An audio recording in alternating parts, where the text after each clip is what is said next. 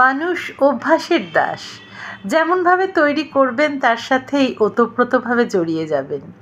যাকে ছাড়া দুদণ্ড সময় কাটাতে পারতেন না, এক সময় কী খেলেন, কী ভাবছেন, কোথায় যাবেন, কী করবেন, কী করলে কী হতো, কী না করলে কী হতো না, সমস্ত কিছু যাকে না বললে আপনার পেটের ভাতটা হজম হতো না, সে না থাকলে যখন ভাবতেন আপনি বাঁচবেন কী করে, একসময় সেই মানুষটা না থাকলেও দেখছেন দিব্যি সব চলে যাচ্ছে, চালিয়ে দিচ্ছেন। আসলে আপনি তখন নিজের উপর নির্ভর করতে শিখে গেছেন, নিজেকে নিজের মতো মানিয়ে গুছিয়ে নিয়েছেন, নিজের কথা নিজেই ভাবতে বুঝতে শিখে গিয়েছেন।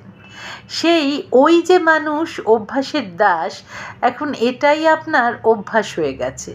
আসলে এই নির্ভরশীলতা সবসময় প্রেমের সম্পর্কেই যে থাকে তা কিন্তু নয়, সেটা ভাই বোনের সম্পর্কেও হতে পারে, বাবা মা এর উপর নির্ভরশীলতাতেও হতে পারে, বন্ধু বন্ধুতেও হতে পারে।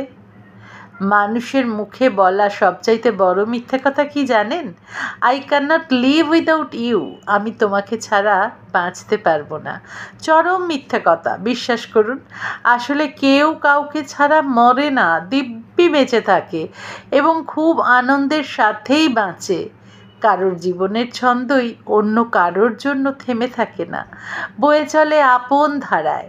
শুধু কয়েকটা দিন তার থেকে নিজেকে একটু সরিয়ে রেখে দেখুন, আপনাকে ছাড়া তার কোনো কিছুতেই কোনো সমস্যা হচ্ছে না, কোনো কিছুই থেমে নেই। তার জীবনের সবটাই আসলে অভ্যাসের খেলা।